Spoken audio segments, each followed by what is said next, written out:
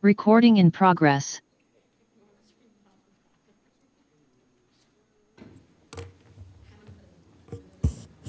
Madam Clerk, when you tell me we're ready, we'll get started.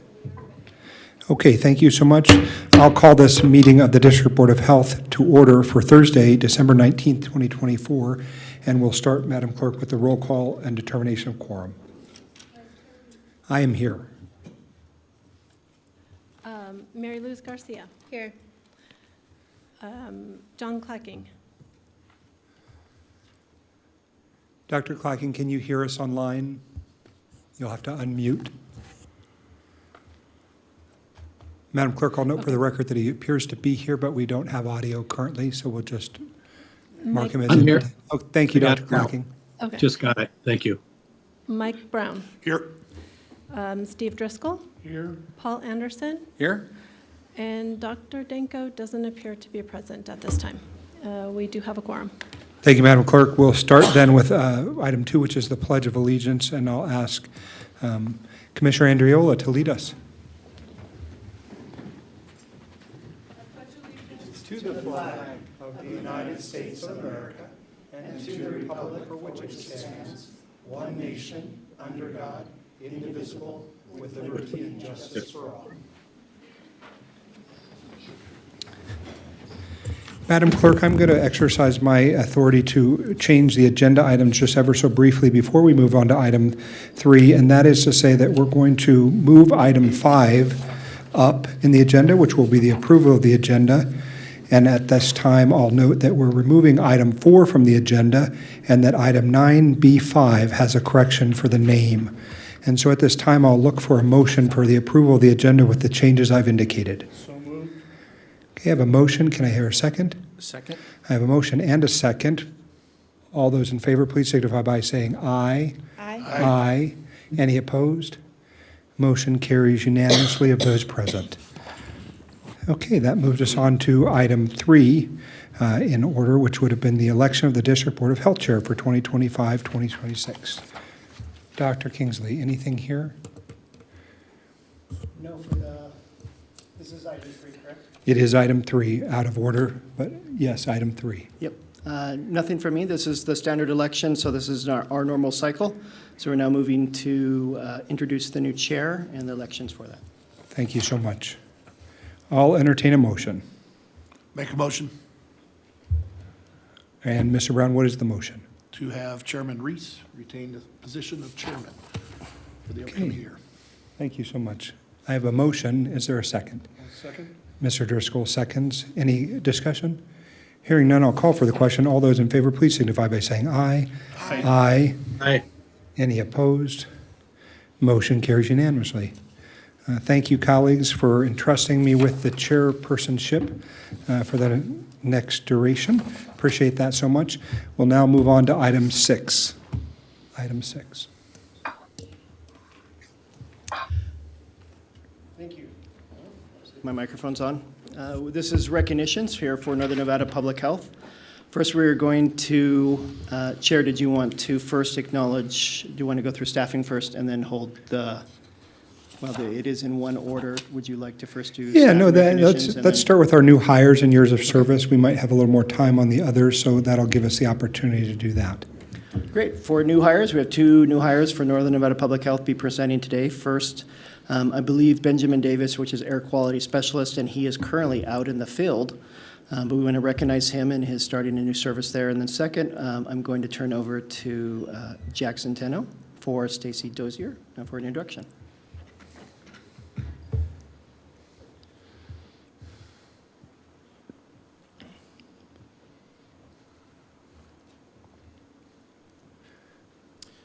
Welcome. Good afternoon, Mr. Chair, members of the board. With me is Stacy Dozier. She's our new account clerk too with Administrative Health Services. Just real quick about Stacy. She comes to us with 15 years of accounting experience. Most recently, she was with the Sheriff's Office. She's also worked for the University of Nevada, Reno and Renown. She has 3 children, including one who just graduated from UNR with his degree in mechanical engineering, and enjoys the outdoors, rodeo, hunting, camping, and water sports. And we are delighted to have her aboard. Stacy, welcome. It's a great group. You'll enjoy it. Thank you, Stacy. Thank you all. Next, just for years of service, want to recognize Jeffrey Jepson for 15 years of service. He's currently a senior air quality specialist. Jeffrey's not here, is he? Nope, correct. I believe he was told he was out in the field as well doing inspections. And then Victoria Nicholson Hornblower, she is a public health nurse in CCHS, has 10 years. Victoria is also currently, I believe, at the CARE campus today for a flu and RSV vaccine clinic. So also out in the community serving there. I want to thank them for their years of service and recognize them for their for our community. Lastly, we have just one recognition for Health Heroes, and as Andrea Esp, and recognizing her today for that. So thank you, Andrea. We have that, and we'll do a short recognition. So at this time, we do have two other recognitions for previous service. I believe, Chair, did you have any words prepared or any I words did. for them? Okay. Thank you so much, Dr. Kingsley. So we've got two of our former colleagues, one who is online and one who's here with us. So Mr. Dare, if you want to come down, and Dr. Clacking, good to have you here as ever. Thank you both for your service. It's been a joy to work with both of you gentlemen. I'll sort of say, Dr. Clacking, you served in a time that was very difficult and challenging, so I really want to thank you for that. Mr. Dare, you're not going too far because we still got you out there and doing fun things, but it has absolutely been a privilege to work with you, alongside you. So many great things that you've done for this organization. Today was a good example of that. We opened the groundbreaking for the new TB clinic. And you also served at a time which was not easy to do. Having gone through a pandemic together, it kind of knits you more closely together. And in the grace that you've served, I really thank you. So appreciate both of you gentlemen. We do have some plaques, and I'll also open up to my colleagues for any comments that they want to make. Thank you, both of you gentlemen. Thank you. Any comments from the board? Mr. Brown. I'd just like to say to our past chairman, thank you for your leadership and everything you did. You were quite the educator, but you also made sure that things moved in a fashion that it worked for the community. So Christopher, thank you very much. And Dr. Clocking, the same thing, wealth of knowledge, and appreciate everything you did with the time you're here. And we know you'll still be around as well. So thank you. Thank you. I would just like to say on behalf of Northern Nevada Public Health staff, and as part of being the board, we always invite our board members to have an assignment for our different departments to be able to go out in the field and to know our staff and what they do. And I want to thank you guys for the intention and time that you've spent with staff, and they're highly appreciative of that and the time that they had with you, and also support and recognition. Again, thank you for your leadership and time that you've spent with the board. Mr. Dare, did you want to say a few words? Sure. I just like to say public health, most people don't have any idea what it all does and what it all means. I don't know that I did when I started myself. And so the 8 years has been a lot of education for me. And it only truly says a lot about the staff. And staff have been amazing. And they do a lot of work. There's a lot of things. And so big kudos to the staff of what I've seen for the last 8 years. And this board is very crucial to what we do. So many blessings. God bless you guys as you continue the great work that's necessary for our region. And it's been an honor. So that's all. Thank you. Thank you so much. Dr. Clacking, would you like to say anything?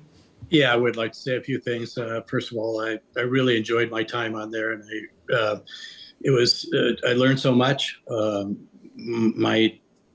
It's just great interacting with all the board members.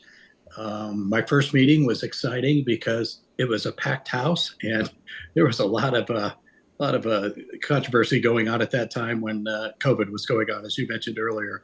But things settled down from there, and that was just a really good experience for me. And I wish you all the best, and thank you, and I'll miss you guys. Thank you, gentlemen. It's also, I think, interesting to point out that you've got a couple new members on our body. We've got another commissioner who's going to switch roles with another county commissioner. Commissioner Andriola will soon join us. What I will encourage all of you, especially our newer members, to do is reach out to these fine gentlemen. Chris and John both have a wealth of knowledge, and are still here and engaged in the active participation in civic life. So make sure you do that. If you have questions, they're a great resource. So thank you both. And we've got a lot of changes coming to this board, and a good time for us to, as the new year approaches, turn over a few new leaves. Thank you so much. Absolutely. Appreciate you. And we do have a couple of small recognitions, so we'll come off the dais because I think we have some pictures to take anyways. But Mr. Dare, we'll meet with you first if you don't mind. And then Dr. Clacking, I think we'll work with you on a little surprise present another time. Chair, Okay, thank you. I'd like to note for the record that Dr. Danko joined at 1:06. Thank you so much, Madam Clerk.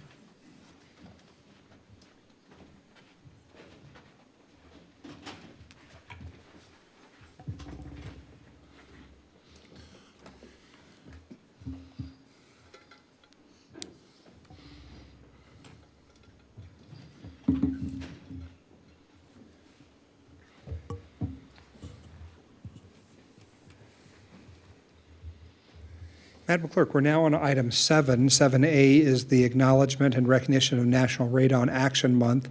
And I believe that Craig Peterson, are you going to read this for us? Maybe Christine Kelly, are you here? Oh, there we are. Thank you so much. A silent killer, as I understand it, right? Yeah. Welcome. Good afternoon, Chair Reese, members of the board. I'm Craig Peterson, Monitoring and Planning Supervisor in the Air Quality Management Division. I do want to mention that Christine Kelly, who normally accepts this proclamation, is not going to be able to be here today, so I can accept it on her behalf, and I'll make sure I get her the proclamation. Whereas the state of Nevada, known for its natural beauty, is also home to abundant uranium deposits that, while beneficial in certain applications, naturally break down into radon gas, a colorless, odorless radioactive gas that can pose serious health risks to residents. And whereas radon exposure is the leading cause of lung cancer among non-smokers and second leading cause of cancer among smokers, with the U.S. Environmental Protection Agency estimating that 21,000 Americans lose their lives annually due to lung cancer caused by radon exposure. And whereas lung cancer tragically claims the lives of more women than breast cancer and all other cancers combined, highlighting the significant risk posed to Nevadans, who face an even higher risk of lung cancer compared to the national average. And whereas it is estimated that 1 in 4 homes in Nevada has elevated levels of radon, making it crucial for residents to be aware that even neighboring homes may have vastly different radon levels. And whereas testing is the only way to detect elevated radon levels in homes, and this simple, often low-cost process can lead to mitigation efforts that greatly improve home safety and health.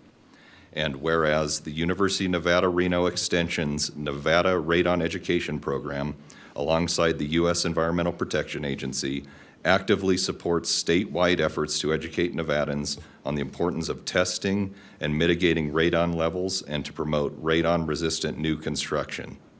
And now, therefore, National Radon Action Month in Nevada is recognized as January 2025, and all residents are urged to protect their health by testing their homes for radon. Free radon test kits will be available throughout January and February at 30 pickup locations, including extension offices statewide, to help Nevadans ensure a safe and healthy home environment.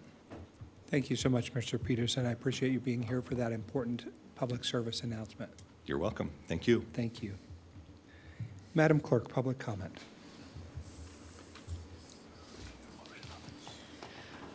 All public comment is limited to 3 minutes per person and should be addressed to the Board of Health as a whole, not an individual.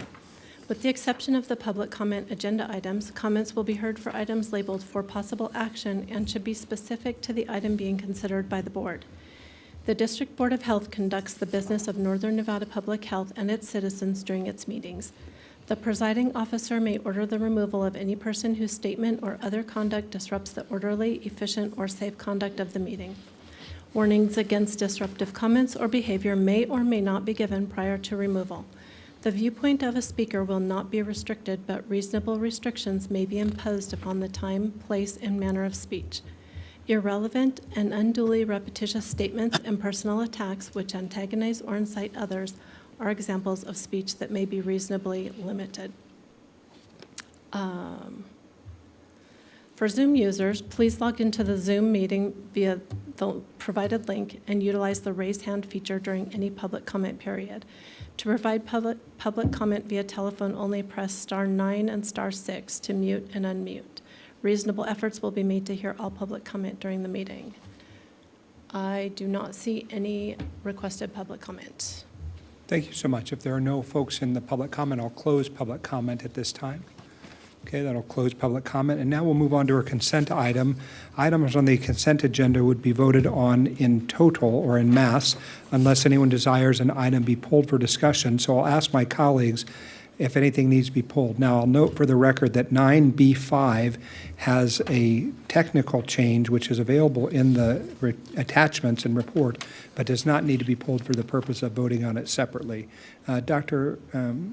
Kingsley, can you tell us what the change is to 9B5? Yes. It's just a name change. It needed to be corrected, and that was the only thing of substance for change. Thank you so much.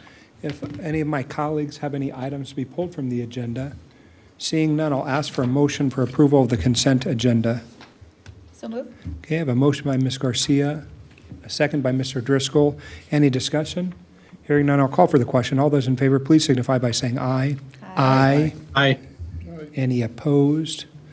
Motion carries unanimously. And of course, if you're following along and can vote on your touch screen, please do that for the clerk. Okay, those are the end of the consent items. We'll now move on to item 10. Item 10.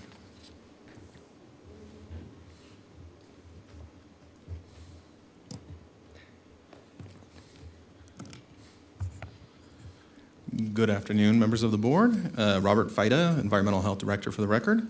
Item 10 before you is a recommendation to uphold the decision from the Food Protection Hearing Advisory Board for the Diamond Peak Ski Resort and their main lodge outdoor barbecue. The issue at hand is essentially the facility did not have a ANSI approved plumbing sink, and so they need a an outdoor sink, a portable hand sink to use. And so this was heard before the Food Protection Hearing Advisory Board. Staff were in support of this variance. The board voted to uphold it unanimously with the condition that the applicant would work with our staff to find a timeline for a more permanent fix, essentially getting a permanent hand sink. So you have my report before you, so I'll kind of leave it open for any questions you may have regarding this variance. Okay, Mr. Fida, thank you so much. Let me see if any colleagues have questions. Mr. Brown, you're the most familiar with this establishment. Any concerns? Not at all. In fact, if you wanted to, I'd make the motion to approve the variance as board directed. Okay, I have a motion by Mr. Brown, a second by Mr. Driscoll. Any additional comments at this time? Hearing none, I'll call for the question. All those in favor, please signify by saying aye. Aye. Aye. Any opposed? Motion carries unanimously. Thank you. Thank you, Mr. Fida. Item number 11, is this Mr. Escobar? Thank you so much. Welcome.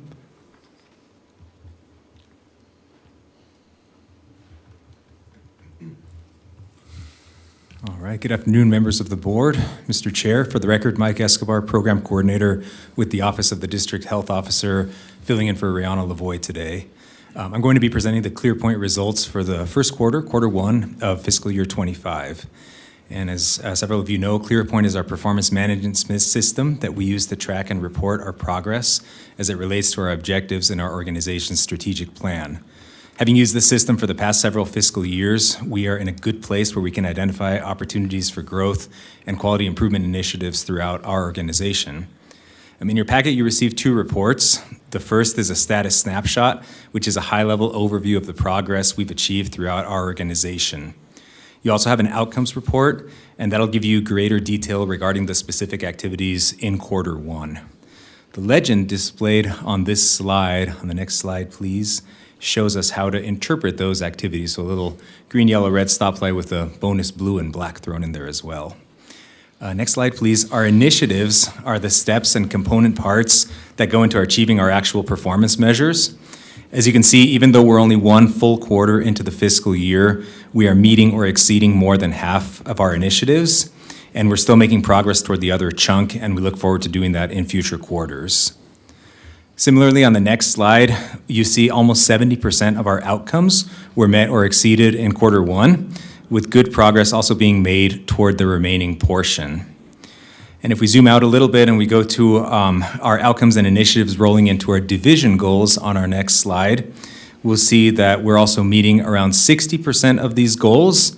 And finally, these goals in turn roll up to our district goals, which as you can see here as well on our final slide, they also are making good progress. It's early in the year, so the pie chart is roughly divided into thirds at this moment, with almost 40% of our organization-wide priorities being fully met at this time. So the report you should have in front of you is around 60-some pages long. I'll just draw everyone's attention to a couple strong performing areas, some highlights in the fiscal year to date.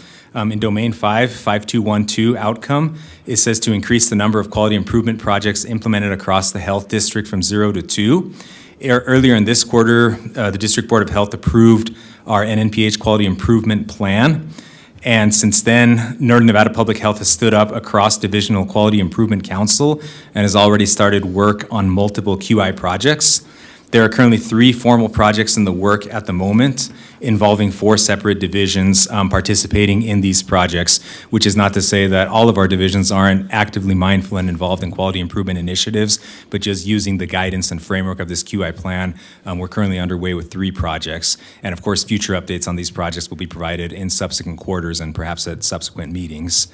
Second highlight that I want to draw your attention to is 5112 outcome, and that's our drive to increase mandatory training completion rate at the health district, so the required training that all employees are supposed to do, from 96% to 98%. We're not quite there. We're at 97.5%, so that's just about a half a percentage point from where the goal is set. Part of this is because County Human Resources is currently revising one of their mandatory courses that's therefore unavailable to staff. But the high completion rate, despite this obstacle, indicates outstanding human resource support from our human resource staff at NNPH, as well as strong supervisor support across all of the divisions, making sure that in spite of employees' busy schedules, that everyone is completing the required coursework in addition to their daily tasks. At this time, are there any questions or comments? Mr. Escobar, thank you so much. Excellent report, and I'll turn it over to the board, but I just want to say thank you. It's nice to know that when someone's out, someone else is ready to stand up and do presentations. Public speaking is not everyone's strong suit, but apparently one of yours, so thank you for that. An excellent presentation. I'll start with Dr. Kingsley, and then I'll come back to the board and see what else we want to chat about. Dr. Kingsley. Just want to acknowledge staff, and this is staff from all levels that contribute to this. While we'd always like to see green, sometimes the red is the important parts, and so we're glad to see that we always have room for improvement, and I believe that's what staff is, we're always striving for. So we're happy to identify those areas. Hey, we have room to improve, and we're looking forward to that and doing the process and the work in order to do that. So I want to thank staff for that and all the contributions to this. Okay, any of my colleagues have any comments or thoughts at this time? I just want to make a couple, and we'll see where we get to with it. First of all, it's a new year coming, right? We also have a new board, lots of new members, new faces, and so it takes some time to figure out all those things, and then we're heading towards a strategic planning effort after the first of the year. So I want to make sure that we do not disconnect the work that your group is doing and the metrics which allow us to measure the things that we believe matter with that effort, because it's sometimes the disconnect between elected bodies, staff, and priorities that mean that we are not accomplishing what the district sets out to do and wants to do. And I think everybody wants to do be the best organization that they can be in all levels, in all divisions. You can't always be on your A game in every division, in every task all the time. So I appreciate the sort of red light, green light, yellow light kind of analysis. For my part in the new year, as we look at priorities and where I will be looking at for the strategic planning initiative and with regard to how this is reported to us, is just a broad understanding that we can be better as an organization, whatever our past shortcomings are in any division, that we're going to be looking to correct them. We have the best staff of all the professional organizations in the state in the health space, so I know that we're up for the task. But we've got some folks out there that are talking to the electeds about important things that we need to fix. And so I'll be looking to especially talk with some folks about, our builder-developer community, some of our restaurant community. These are important things because these are businesses that are seeking to succeed in an environment which often is not designed for their success. And so I'll be very closely monitoring as your group moves forward into the various quarters as we go through the new year, how we can be better. I think sometimes when people come to meetings and they sit through a lot of meetings, or maybe they don't come to meetings very often, they hear people say a lot of words. And as you can tell, I can talk. But talk is not really what matters to them. They want action, right? And I think what your report identifies is that we can set out goals, we can monitor and track them over time, we can address shortcomings, we can also celebrate our successes. And that's what we want for an organization. So I really appreciate a report like this, and I think they're quarterly. I think they've been given quarterly because it does allow us to measure and take the temperature. Then we know what we're doing well, what we're not doing well, what we need to fix, right? So those are kind of my thoughts about it.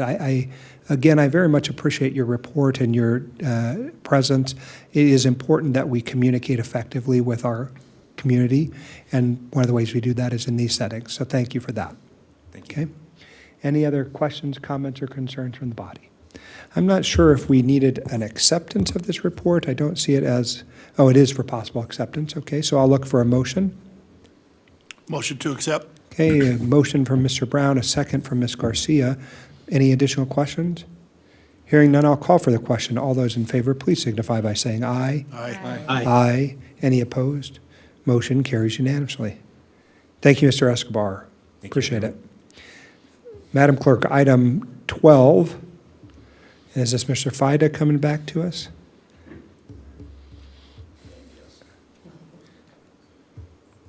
Good afternoon, Board.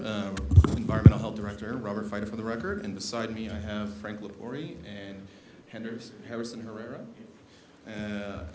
These are the petitioners. So this item is for possible discussion and action regarding the recommendation of the District Health Officer to uphold fiscal fees for FY 25 for a building permit, BLD 24-00149E. So for a quick summary, this is a building permit for a pool. Initially, the project was received in July 6, 2023. The plan review was closed out in July 5th of 2024.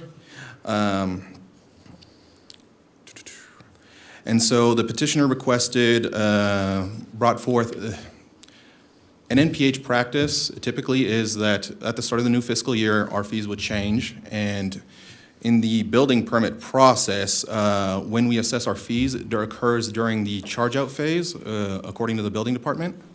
So NNPH does not receive money up front in the building process. We receive it at the end when the permit is about to be issued. And so for this permit, the charge-out that occurred was on July 6th, which was after the July 1 fiscal fee change. The fee changed, the board approved the fiscal fees for July 1, 2024. The change roughly between fees for a swimming pool was about approximately $2,000. This permit, let's see. Yes, so this permit is part of a set of permits for this project. This is a swimming pool that is part of a hotel motel as well. And so this project, this project was closed out in July. Essentially, our fees change. Our practice, for fees has been standard, July 1 change. Any renewals that are due on July 1 or after July 1 pay the new fees regardless of payment date. And that works as well for temporary food events. We base it on the event date as well. And this practice was designed to most easily for NNPH to execute logistically and equitably. So the applicant is requesting a change in fees to the previous fee schedule of FY24 due to the proximity of how close it is. The fiscal impact is roughly about $4,000 to NNPH. However, the long-term impact is the precedence that would be set if we were to roll back fees based on this. A lot of our plan reviews cross fiscal years, so it would be difficult to implement a fee schedule that would incorporate that. So I will kind of open it up to the applicant to kind of make their case as well, or I'll open it up to the board for any questions at this point, maybe. Let me ask Ms. Reed, so because we don't hear a lot of these, and so I want to make sure that we give everyone the opportunity to be heard. So normally we might hear a presentation from staff. The board would ask questions of staff. Then we might have presentations by the applicant. So I want to make sure what order you would like to see us go in and what would be would conform to Nevada law. Thank you, Daniel Reed, Deputy District Attorney. This is agendized, is essentially a regular item, right? It's review and approval. However, I think what's clear here is the intention of Mr. Lepre is to be heard on the item with his position. I think it's appropriate to do that. You can take it as public comment. As the chair, I think you have discretion to extend that beyond the 3 minutes if he needs that. But I do think it's appropriate to allow him to be heard on this item before the board determines and makes a decision as to what they want to do. Okay, and Mr. Lepre, and Mr. Fida, you can sit down for just a moment. Mr. Lepre, how much time do you need? I just want to get some things. First of all, good afternoon, everyone. Well, hold on a second. Tell me how much time you need so we make sure that we don't, because if I treat it as public comment, you'd only get 3 minutes, but I want to give you the time you need. Depending on how many questions you have. Okay, well, that's not what I meant, but how about this? We'll say you start your process, and if we get too long in the tooth, I'll give you the hook. That's fine. That's perfect. Thanks, Frank. So, first of all, I would like to thank Dr. Kingsley for reaching out. We reached out to him. He's been great on communications. We've had 2 meetings so far. He's taken a lot of heat, handled it very well, and hopefully we're going to have meetings set up to handle some of the problems that kind of mushroomed out of what we have here. Basically, we have a communication problems. I have my staff, like you would delegate your staff, to make calls and emails, and when those aren't heard, you step in and I make the call. We have a list of dates that we've sent emails, that we made calls. Basically, the 5 days that went over, the communication was the problem. We couldn't resubmit until we got an answer resolved, a question resolved that we needed to answer. So we were calling, emailing, and we finally got the individual that we could talk to. And this was, how long, Harrison, a month? It was about a month before we got our first response back. Mr. Herrera, for our purposes, you've got to talk into the microphone because we're trying to record it for posterity.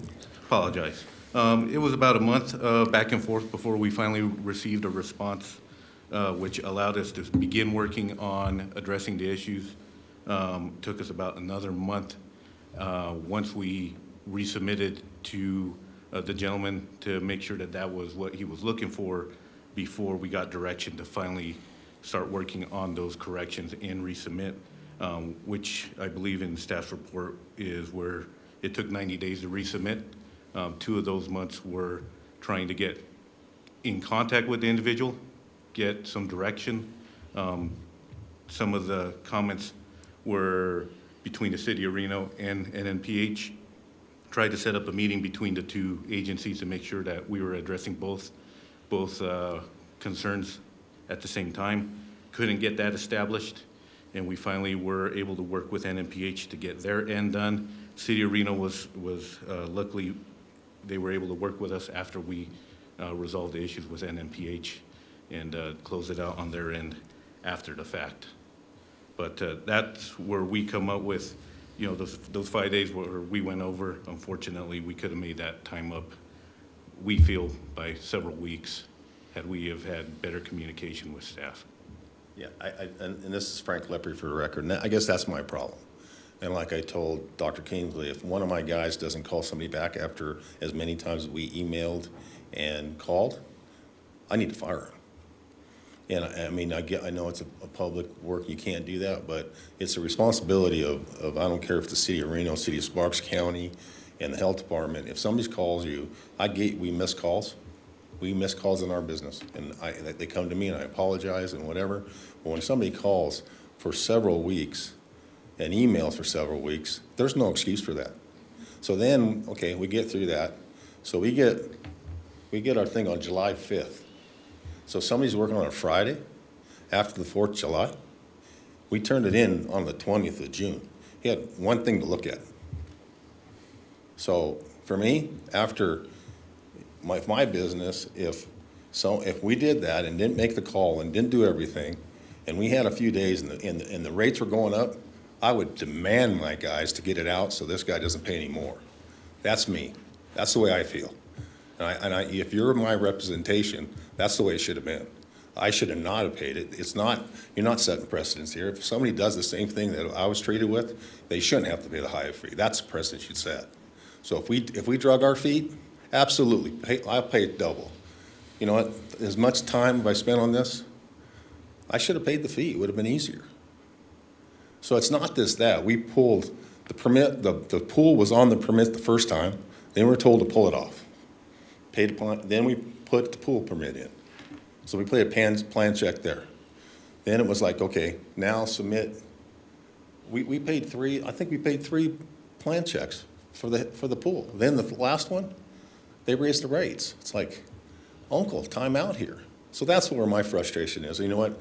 We all got problems, and what's super nice here is that I think we discovered some of the problems, and I think we can help Dr. Kingsley on the permit plan process with other contractors and engineers and architects, because there's a lot of frustration out there. And I think working together, we can come up with a plan that we can make the health department's life a little easier and maybe our lives less frustrating, and let the health department employees do what they're good at, and maybe put a little more pressure on the city of Sparks and Reno and county to have them do their jobs. I mean, some of the things that are plan checking should be plan checked from the county and the city, in my opinion. Tumwell, they should be doing stuff that the health department's kind of double backing on. We're doing double plan checks and all this stuff. Well, it sounds like, yeah, it doesn't take much time, but if you're taking an hour out of a guy's day, that means he could fix this permit over here. So it's been it's a work in progress, but this one here, I think for my owner, it just dumped a little sand in it, a little salt in the wound. So that's why I'm here to answer any questions. Thank you, Mr. Herrera and Mr. Lepre. I appreciate your passionate advocacy, and thanks for giving us a little bit more color about what happened here. Let's come to the body and see if they have any questions. Perfect. We'll see if anyone has questions. Any questions? I have some questions, as often happens. Right. Oh, Mr. Anderson, let's start with you. I always rather start with you than me. Actually, I have a question on the timeline. So it states in there that July 25th, 2023, and it talks about when it was submitted to Reno. Then it was talking about the applicant 60 days to resubmit. Then we go down into November, December, applicant 90 days to resubmit. And then into April, 15 days to resubmit. And I guess this would be a question for both the applicant as well as you, sir, but can you help me understand the delay in that resubmit? Was that? That's when we were waiting for the question to be answered and trying to get a hold of the plan checker so we can ask and submit the right plans. So it was regarding the distance from the fence to the motel room. They're telling me I have to put showers in a motel room. Never seen that before. So I couldn't get my mind around that. That we're building a Marriott, and they want me to put showers down at the at the swimming pool. I've never seen that.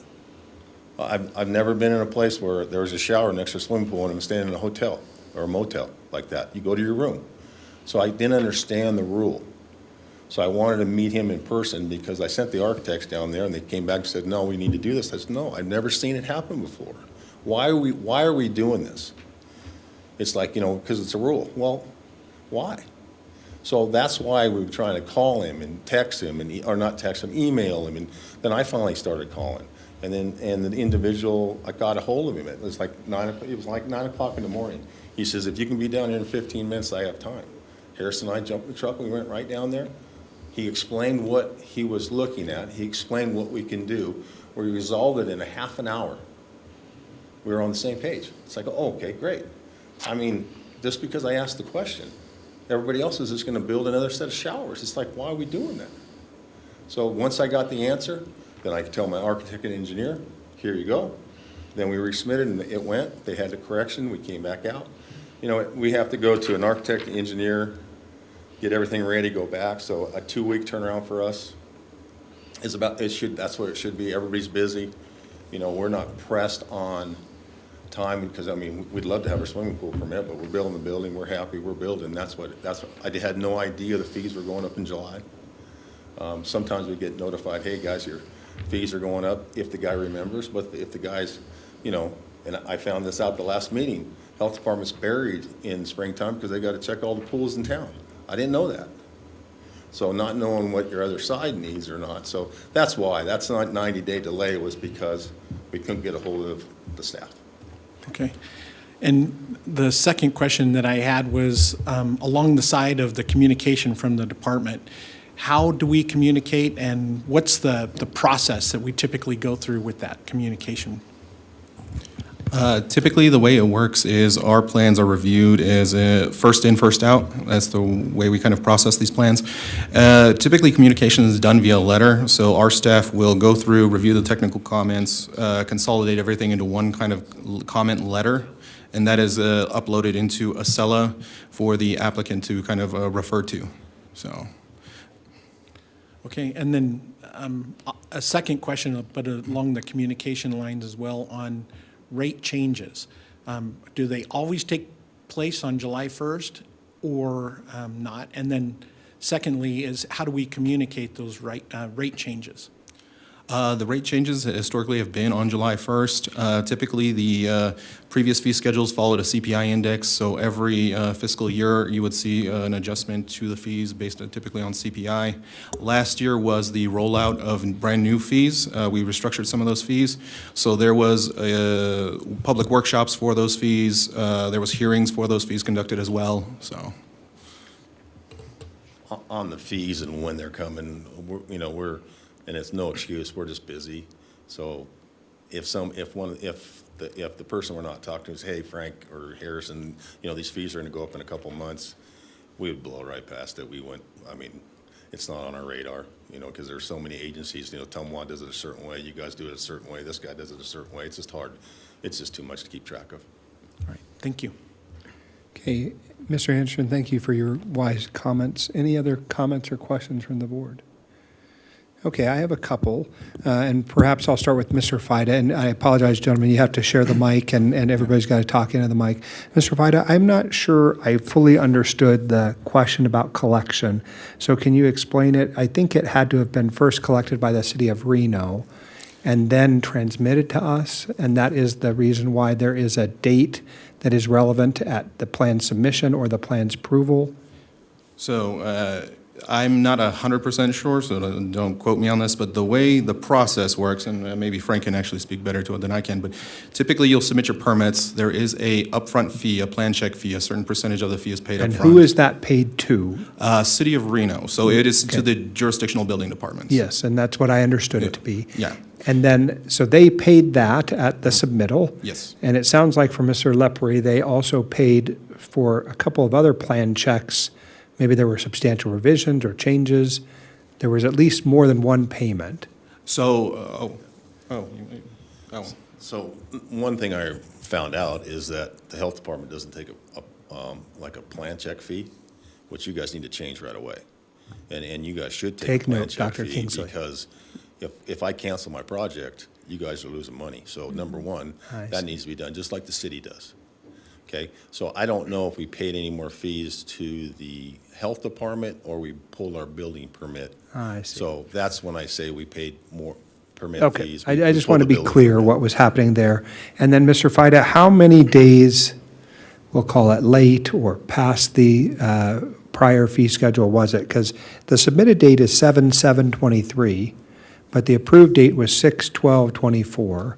Which date is the operative date, which was missed by only just so? So I believe so at the end, it's the charge-out phase. So City of Reno goes through and we assess our fees as part of our sub-process, essentially. And then there is an additional step where the City of Reno consolidates all the comments, all the fees, and essentially gives the invoice to the client. That charge-out occurred on I believe, the 6th of July is when that occurred. So. And had it occurred before June 30, it would have been under the other fee schedule. Yes. Okay, now it makes a little more sense. Thank you so much. I don't have additional questions, but do any colleagues have any additional questions? Dr. Kingsley. Thank you. Just like to recognize Frank Lepre has been a wonderful partner during this and meeting with them, and highly appreciate his input and insights, and we are working towards those challenges, and as well as recognizing that we also need to work with our jurisdictional partners, the challenges that we have, and it is always have put ourselves at a loss if a project doesn't go through. We saw that as being pro-business on a side, but understanding looking at those two things, we have significant challenges due to how fees are collected for us to do it upfront, but that is working with our partners and happy to do that. And looking at this, in my overall reviewing all of it, there is a lot of intricacies and there's things that we do need to improve in communication, and we are working towards that and want to recognize that, and Mr. Lepre has provided much grace for us on those points. It does fall. And when I looked at those 4 revision dates, the day we receive it, our longest was around 20 days. This one, we came in 13 days from June to July, and it did fall after 2 different holidays on July 5th. It is based on our rules and policies. I don't have the authority to waive that. I didn't find significant fault in our revisions the day we received the revision and how many days it took us to do that. I didn't find a fault. Now, in between, there is definitely improvement that we can do, and so I felt, and I helped direct Mr. Lepre to come to the board, the ultimate decision makers for that. So just putting it before you on these decisions. Thank you, Dr. Kingsley. I think for my part, I appreciate the fine line that the district health officer and staff had to walk. You have a series of rules in front of you, and you apply the rules as they're written. There's not a discretionary function in that. So I think long-term, I fundamentally believe that there should be greater discretion imbued with the health officer to make some choices, meaning, yes, at this body, the buck does stop. But at the same time, administratively, I think there are a lot of things that can be resolved in a different way. Now, we don't have that option in front of us, but for my part, and for my colleagues' benefit, I'm inclined to reverse the decision of the district health officer on two bases. One is the closeness and proximity of the change and the submittal. I think there's enough, I'm not saying blame or fault to go around for both sides, quite frankly, in as much as we need to communicate better, as do our contractors and our contractor friends in the contractor community communicate better. But as a practical matter, the 5-day difference does not, to me, justify the imposition of the fees, and I do not find that there is a precedent set by the decision that we make. It's always going to be a balancing of equities, right? We have to sit on this board and try to think about the law. We have to think about the facts, and also I think we're compelled at times to think about the equities involved. And I think it's inequitable, essentially, to have had such a rigorous and complex, multifaceted approval process between multiple agencies, and when the rubber meets the road in the 11th hour and on the 5th day, we say, oh, we've got you by another set of fees. So my position is, and what I would hope the board would do, is reverse the decision of the district health officer in this specific and isolated case. That would be my motion. Can I add to highlight some of, I think, Frank mentioned he had to kind of like pull the plans off and whatnot, so I kind of wanted to highlight some of the complexity that kind of goes along with staff. This project is probably 3 or more permits, essentially. So you have the permit for the hotel, you have your permit for the pool, maybe you have a fence permit, and all of those our staff does have to review. They need each of those components typically to conduct a review. So it's not just one plan and one review. That's the complexity with this. And I know our staff has been working with some of the building departments to kind of maybe try and consolidate that into one comprehensive review for us instead of trying to essentially piecemeal this. And so that is kind of some of the complexities. And I think the staff and Frank kind of worked with us to kind of adjust the plan so that way we could get him moving, essentially. And that is some of we are part of the building process, and so we're kind of dictated by some of the rules that the jurisdictional partner set for us. And so we're trying our best to work with the clients, work with our building partners, and try and keep everything moving. So that's just some context for the board. Well, and thankfully, Mr. Fida, because you and I have been working on a number of related issues, you in particular and your staff colleagues are very receptive to being change makers, right? To trying to figure out a way that we can be, as an organization, rule followers, but also people who observe that there are reasons why we make exceptions at times. There are reasons why some rules which are appearing rather inflexible are to be read like tie goes to the runner, almost kind of a concept. I think that you and your department are doing incredible work. And I'm not saying I find fault with the staff workup. In fact, I think it is challenging when you have the interdisciplinary obligations of interlocal governments where City of Reno permitting has some standards. TUMWA is doing something. NDEP is asking us to do something. You have your own tasks, and everyone has more than one project. It's not any fault that I assign to you all. I just am trying to apply sort of a more reasonable approach to what we're trying to accomplish. I think it's also true that our staff has spent more than $4,000 monkeying around with this pool. Mr. Lepre, you and your staff have done the same. So we're just spinning our wheels, and I don't think that's the function of government. I think we ought to be trying to figure out ways to help people, not hurt them, right? Do no harm in many ways, and that's a tenet of public health, I suppose. And again, I pontificate loudly and often. I guess the immortal words of some rap artist that name remains unknown to me is 99 problems, but the pool ain't one, right? So let's see if my motion was made, and certainly I would entertain a second, and if I don't get a second, we'll look for a different motion. Okay, I have a motion and a second by Mr. Brown, which causes us to then have discussion. Does anyone wish to offer discussion? Hearing none, I'll call for the question. All those in favor, please signify by saying aye. Aye. Any opposed? Motion carries unanimously. Thank you, gentlemen, for your fine presentations. Mr. Fida, especially Mr. Lepre, happy holidays and safe travels.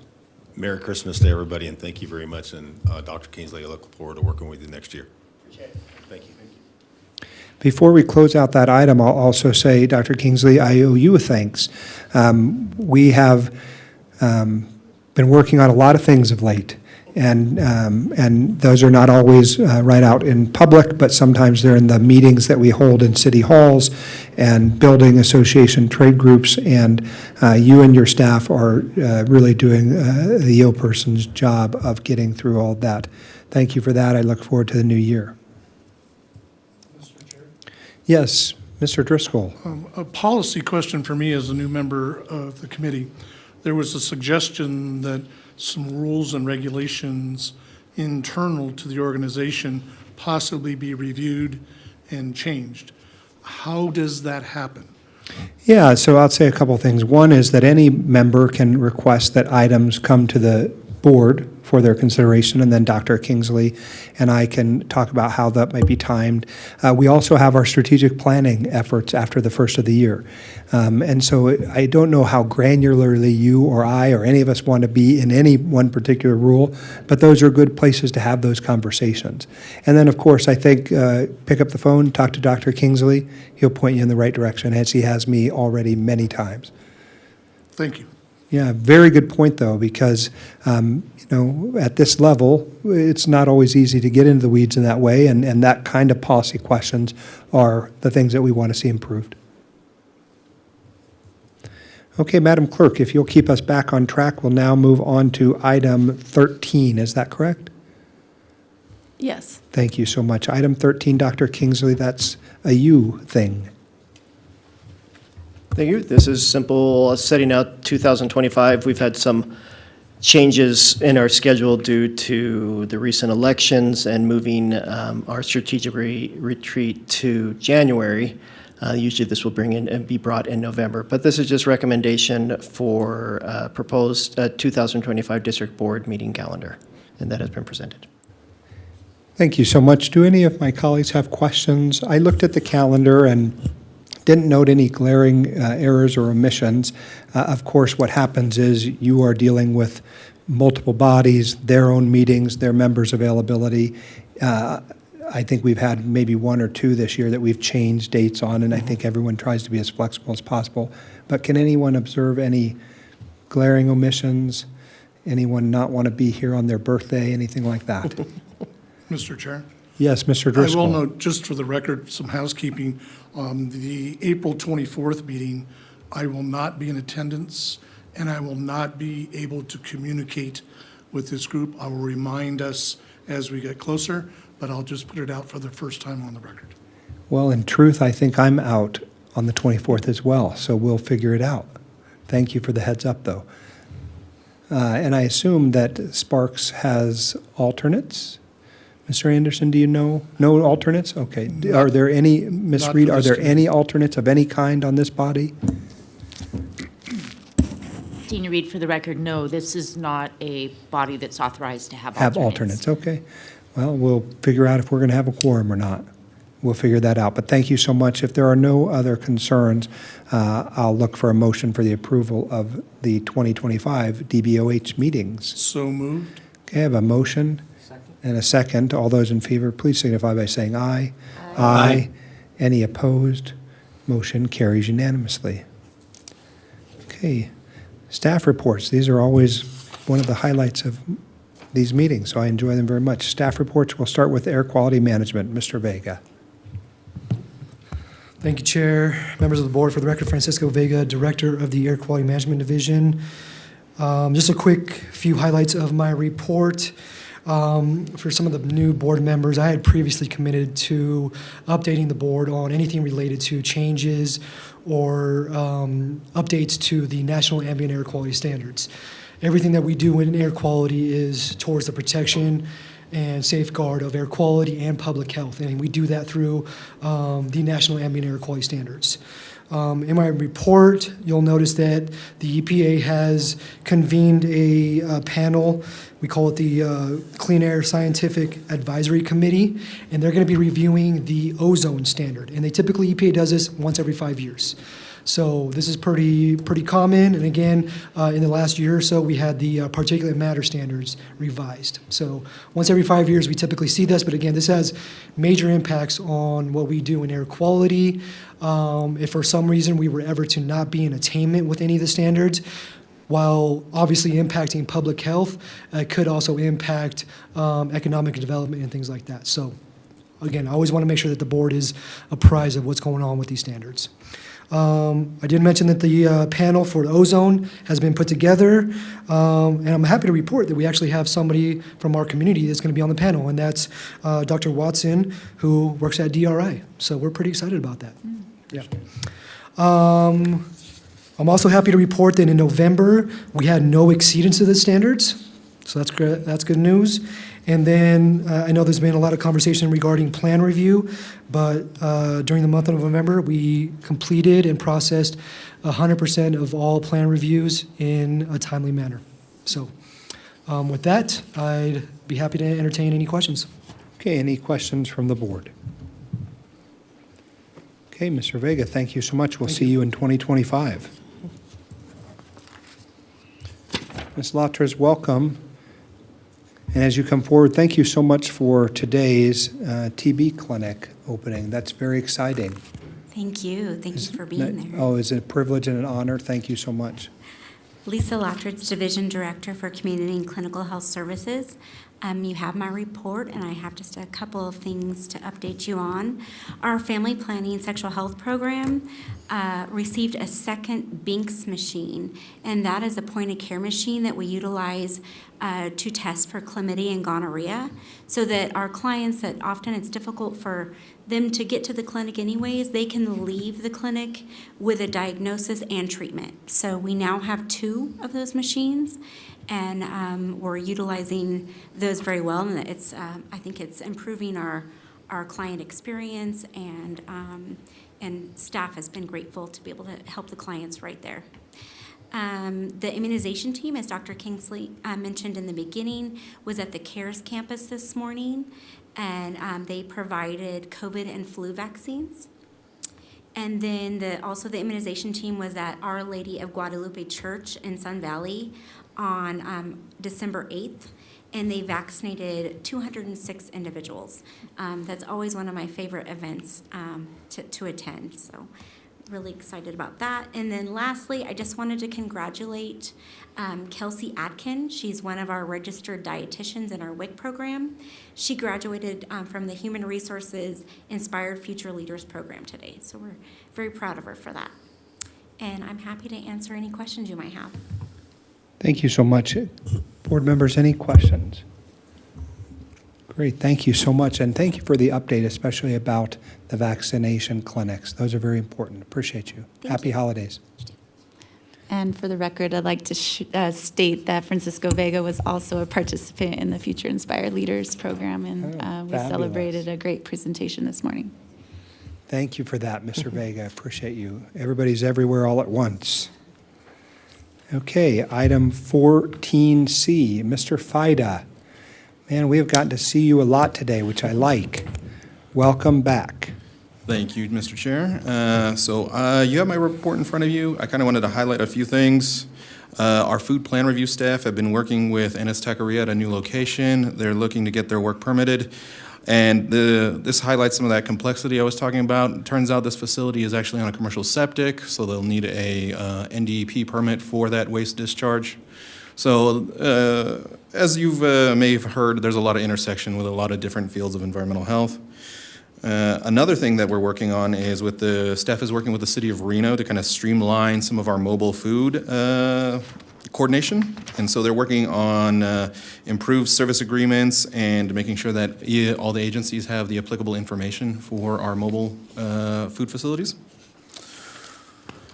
And then our folks have, over on the septic side of the house, have done some outreach to realtors, and that presentation actually was live streamed, and I believe it's available online, and they've been getting some views, so they're kind of excited for that, and they're seeing what opportunities may pose in the future for that.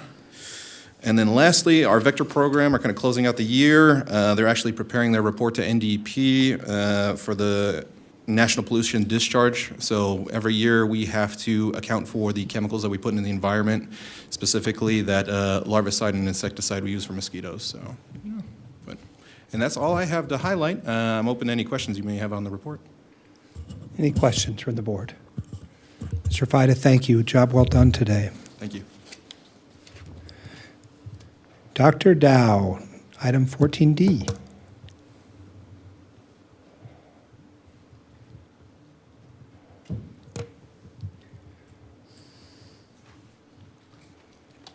Good afternoon, Mr. Chair, members of the board. This is Hello. Nancy Dow, Division Director of Epidemiology and Public Health Preparedness.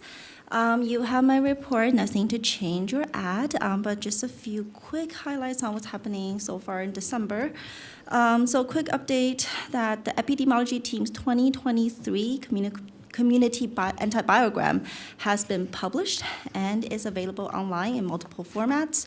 Our community antibiogram includes consolidated tables summarizing susceptibility of organisms to different antimicrobials and regional trends. These are very useful references for clinicians and for infection control practitioners for selecting effective treatments, and also for microbiologists, researchers, or just those who are interested. So you can find those on our website.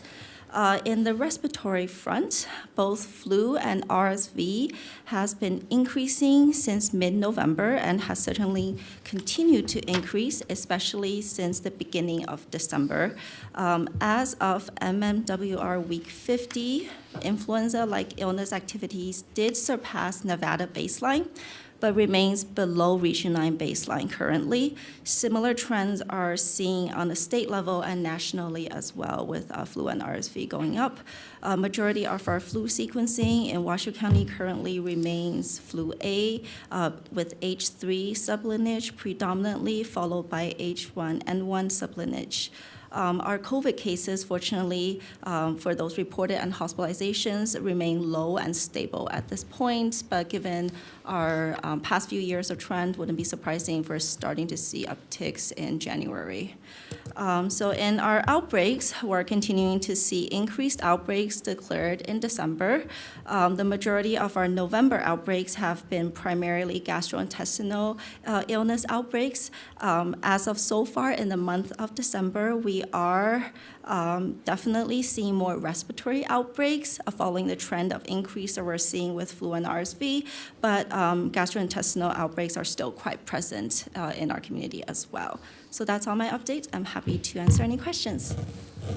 Dr. Dow, let me see if there are any questions from the board. I have two brief questions. One is that I had read a report about bird flu going to cows and then to humans. It seems to be the thing going on in California, and Governor Newsom has issued some state of emergency.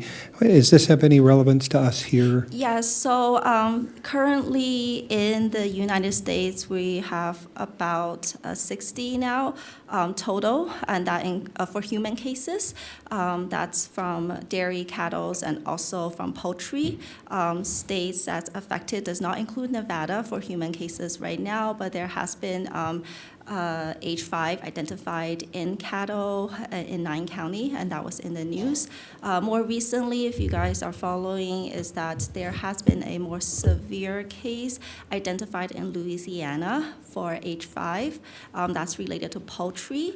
So previous cases when that's identified in human has been more of a very mild case, mostly showing symptoms of conjunctivitis and or just very mild flu-like symptoms, but this one did show a more severe case. And prior to this, in November, there has been a case in British Columbia, Canada, that also had a teenager showing severe case of H5. So occasional severe cases have been showing up more recently, but that doesn't change the fact that we're messaging the public that it is still at a low risk to the public, and do follow that. Do not, interact with sick poultry, sick animals in general, and protect yourself if you are interacting in your workspace. If that is part of your job, to protect yourself with PPE. And as our regular surveillance, we will be able to catch that. If there are human cases from the laboratory, we're able to test on the, for H5, and that will be reported to us, and we will be able to act and protect our community. Interesting. Ms. Garcia, any other questions on that item? No, you just took the words out of my mouth because I was pulling up the articles. And to my knowledge, pasteurized milk is Yes. free and clear from Yes, and any USDA risk. right now are also testing just general unpasteurized milk to make sure we're seeing if there are H5, but please go with pasteurized milk. And then the only other one I wanted to ask about, and this may have been something for Ms. Latra, so I'm not sure, but monkeypox, is this something that we're tracking? Is this happening in our community? So we have always had clade 2 mpox. That's been happening. We had our more severe outbreak in 2022, and right now it's still upticking, little bits and pieces throughout the states, but not showing that huge outbreak we've always had.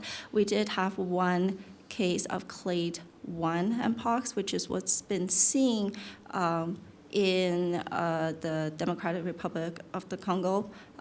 That's mostly clade 1, different from clade 2 that used to be happening. And the one clade 1 case is in a California resident, and that person did recover, and there are no additional cases that's been identified. Well, I'll share with you because I think it reflects very well on the health district that because of my travel, I have recently gotten vaccinated here at Northern Nevada Public Health for monkeypox. And I will say, great staff, check-in was easy. I made an appointment. I know it can be a drop-in. And so I just want to thank the process, right? And so very easy to do. The education that came with it was very helpful.